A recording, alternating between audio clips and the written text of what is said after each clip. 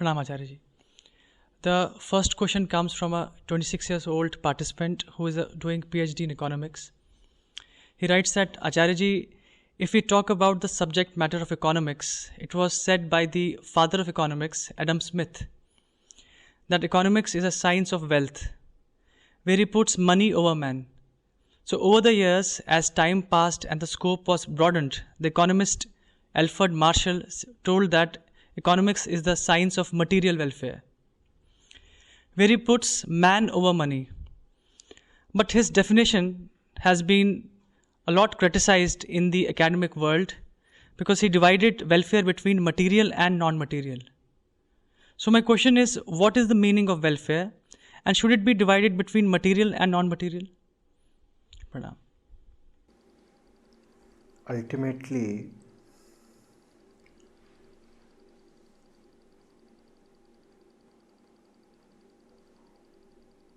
welfare or wellness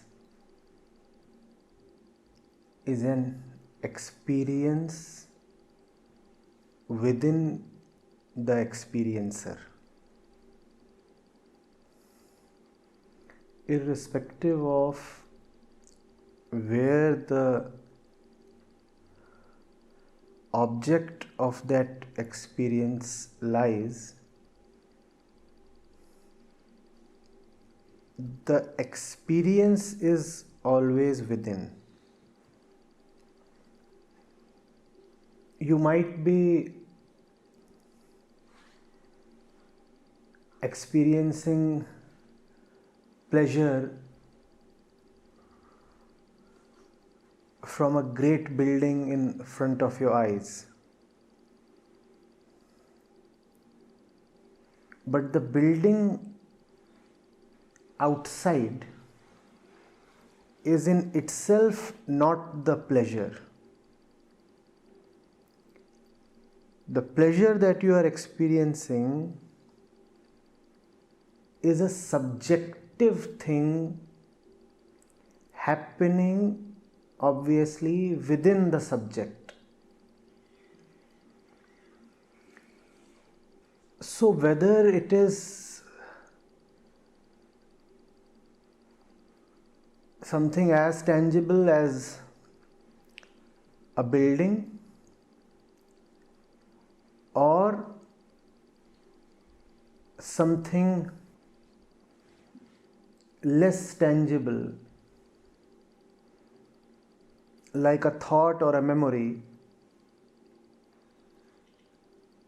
the experience that you draw from it is always internal. The object might be external or apparently not so external, but the feeling of wellness is always internal. So when we talk of human welfare, we are essentially talking of something within the human being.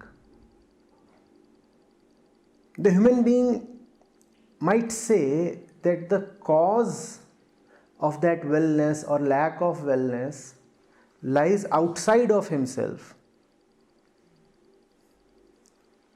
But still the effect is always experienced within, right?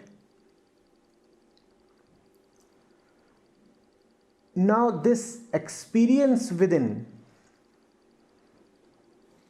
has been observed to be only partially a function of the conditions outside. There is ample proof. Japan is one of the wealthiest countries in the world, and the Japanese have been known, empirically known, to be one of the unhappiest people on the planet. That by no means establishes that material welfare is inversely correlated with internal wellness. We also have examples of highly impoverished nations where the people are internally unwell because of the poverty outside.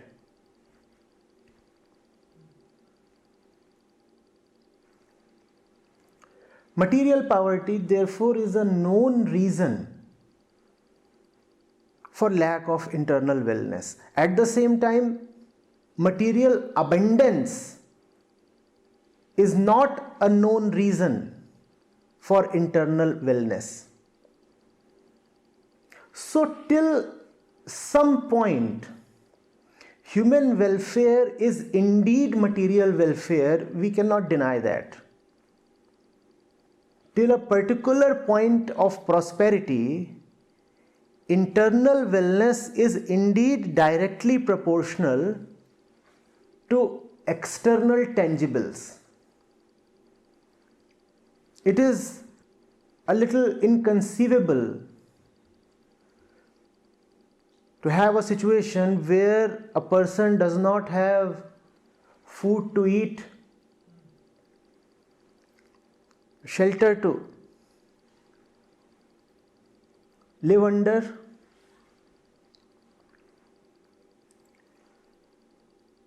and basic decent conditions to socially abide in, and is yet internally peaceful and satisfied. Rather inconceivable. So we do need basic material prosperity, no doubt. Hence, economics, till a point, must be about material prosperity. The catch is, in most of the developed world, that point has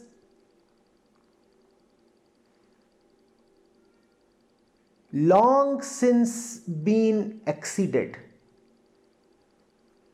The basic minimum prosperity that is needed, the basic threshold of material availability has been breached. No, achieved is a rather lenient word. It has been many times overachieved. And beyond that point, there is no incremental return in terms of internal wellness with the increase in external abundance. After that point, the curve becomes rather flat. You may even have an inverted U-shaped curve, where with the increase in material prosperity beyond a point, you actually start finding that internal wellness is diminishing. Getting it? The world in general, on an average, has come to a point where external growth is no longer going to help. External growth is largely saturated, though there are deep regional variations. What is true for the United States is not quite true for, let's say, a Bangladesh. But if I talk of a broad average, then further wellness on this planet now cannot come through external growth. We have come to a very special point in the history of mankind, Till this point, all history was about material growth, external prosperity. That is what dictated the course of history. That is what dictated the rise and fall of empires. And so much else as well. But now that factor, external prosperity, is, as we said, saturated. It will not help anymore to have more money.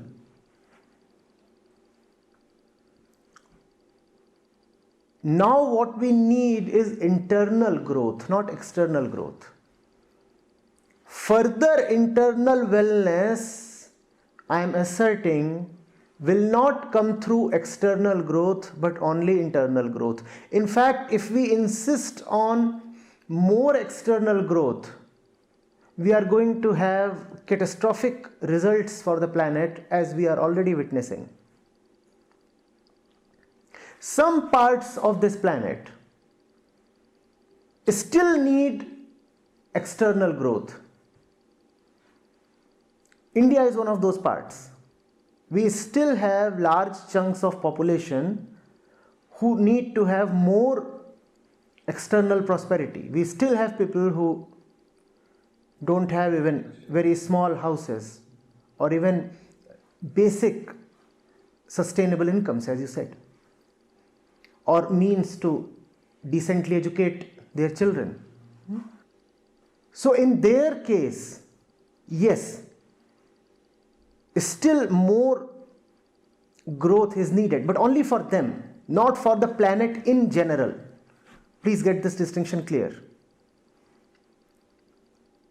The developed world, for example, and the developed world, you see, accounts for 3/4 of the planet's total production and GDP. Though it amounts for only 1/6 of the total population of the planet. The developed world especially cannot target any more external growth. The developed world cannot talk the language of GDP anymore.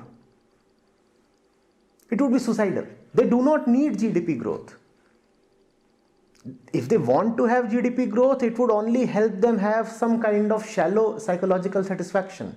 But it would not contribute to internal wellness. Their internal wellness, I am repeating, does not depend anymore on external growth. And the planet has no more to offer to accommodate external growth. How will you get external growth? The planet has already given you as much as it could. You cannot draw any more from it. Sooner than later, in the next few decades, even the developing world would reach the threshold after which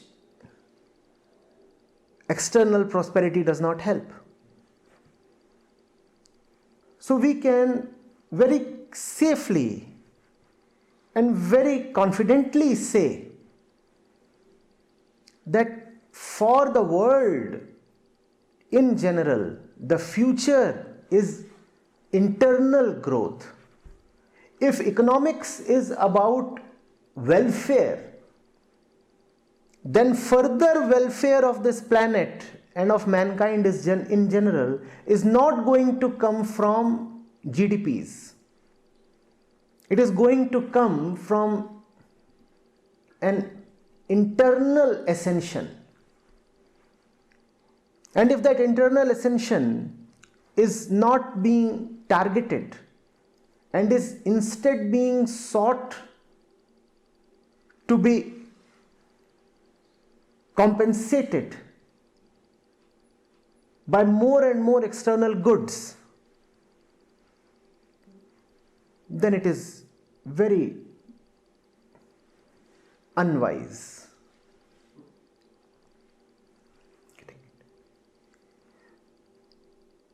So it brings us to a peculiar conclusion. Economics now onwards would be spirituality. If economics is human welfare, then further welfare is not going to come from more goods, more productivity, more lavish markets. Further wellness or welfare is going to come from an internal center. So economics, which dealt only in the language of numbers and productions and such things, will have no option but to turn inwards and maybe develop some kind of an indicator or coefficient of internal growth, CIG. Nations will need to be ranked on their respective CIGs, coefficients of internal growth. It's another matter that if a country rises sufficiently high on the CIG index, it will cease to have great interest in remaining a country in the conventional sense of the word. If there is real internal growth, the concept of parochial boundaries, as history has known, would cease to be relevant, and a lot more things would happen. With internal growth, you would not need to rank nations in terms of the number of nuclear warheads that they possess. The P5 in the United Nations Security Council would need not be relics of World War II era. You would not say that the Security Council would be decided on basis of the winning side of a world war. You would not say that only those who possess nuclear weapons deserve to have a permanent chair. In fact, if the CIG manages to do well, instead of a security council, you might have a spirituality council. Hopefully, India will be the chairperson. But then that's not quite a spiritual statement, is it? When I say India, I do not really mean a political formation, right?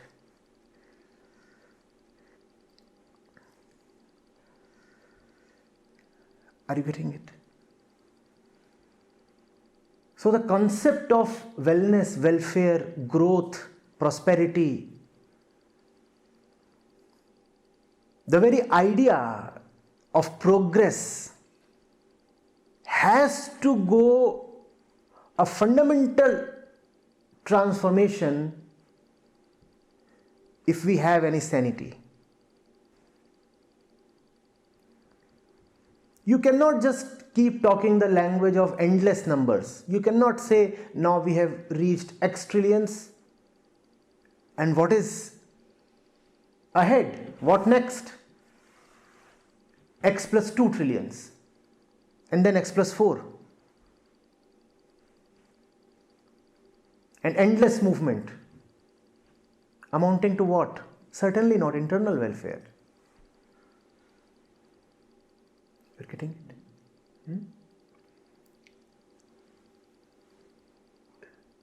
The economic idea that human welfare is to be measured through material availability is now getting outdated. Maybe it had relevance 50 years back. Maybe Adam Smith and Keynes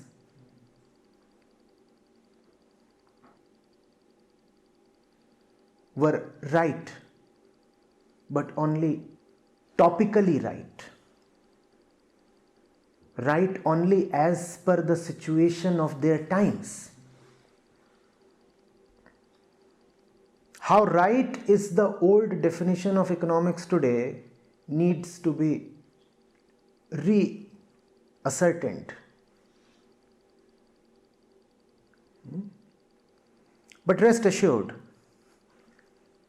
the time of growth is over. And when I say growth, I mean external growth.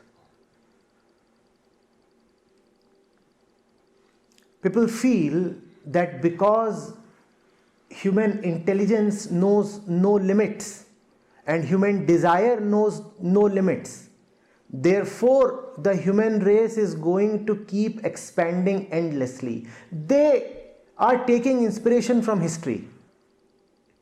They keep saying that if you look at history, man has kept ceaselessly inventing. If you look at history, man has kept endlessly progressing. If you look at history, then man has never stopped at one particular level of development. So from this historical trend, they want to extrapolate that the future will be the same as the past.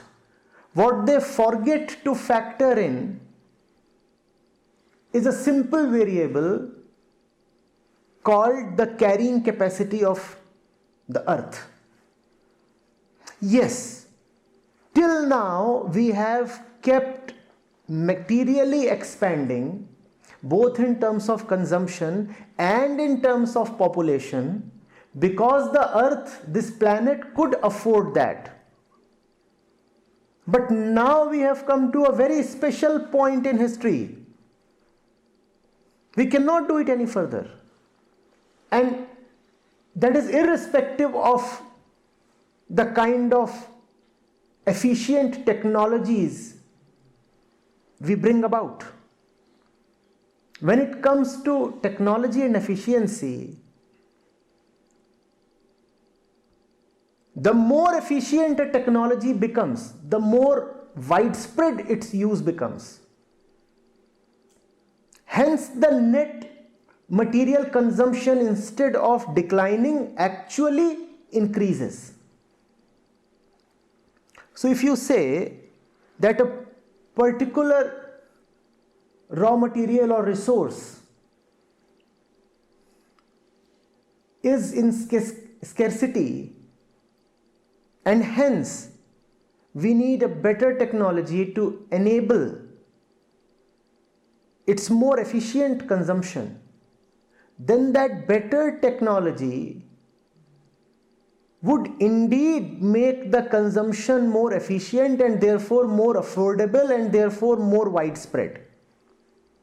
And hence the net result would not be a decrease in consumption but actually an increase in consumption. So let's get over the idea that with better technologies we'll be able to continue expanding materially forever. That is not going to happen. People give the example of Europe. They say, see, in the middle of the last century, Europe was as polluted as India and China currently are. Look at the Ganga today and look at the condition of Thames in the 1950s. They say not much difference. They say look at the Delhi sky today and look at the London sky in the 50s. Not much difference. But Europe that's what they say, progressed more materially, and more material growth was the answer to pollution. That's their line of reasoning. So they say that if you want to overcome the problems facing Earth today, the solution is not less consumption but more consumption.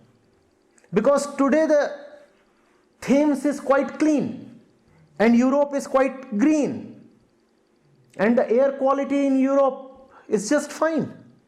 And how did this come about? This came about by more growth, more consumption. So their logic is, let there be more technology, and that will lead to a solution to our problems. What they forget is the difference between a local optimum and a global optimum. Europe is clean today, yes, but at what cost to the rest of the world? It's almost like saying that a 5-star hotel has pretty pleasant ambience. Yes, obviously. But at what cost to the overall environment? It is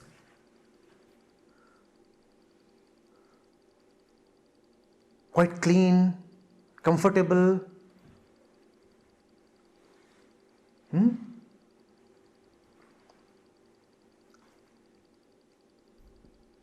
What is it doing to the environment in general? Are you getting it? So that kind of a logic is misplaced. Further, let's not forget that in global terms, Europe is just around 30-35 crore people. Less than UP and Bihar combined. Europe can indulge in material extravaganza. If the rest of the world starts following the standards of America or Canada or Europe or Japan, then we'll have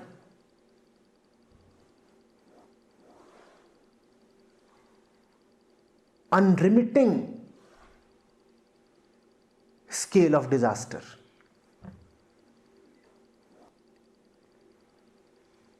All right.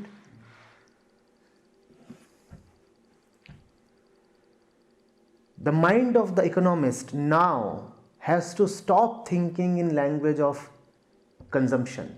You are an aspiring economist. That's my advice to you.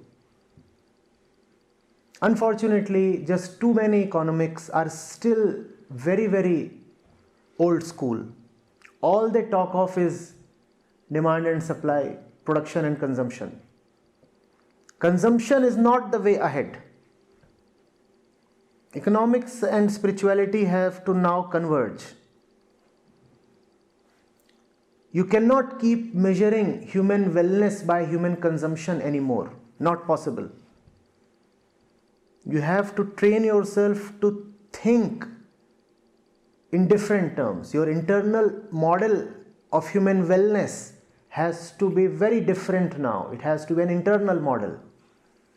What does an internal model mean? You will have to ask how peaceful the person really is. And remember, now you cannot ask whether the fellow has basic means of survival. Because as we said, the developed world already has those means, and within a few decades, almost all of developing world too will have those means. So that question has become very irrelevant. Does the fellow have food to eat? Does the fellow have clothes to wear? Does the fellow have basic security, physical security? Those things will become irrelevant soon. then you will have to train yourself as an economist to ask, does the fellow really understand life? Does the fellow really know love? Does the fellow really have it to remain stable in face of psychological turbulence? These are the things that will now define and determine your wellness. Are you getting it?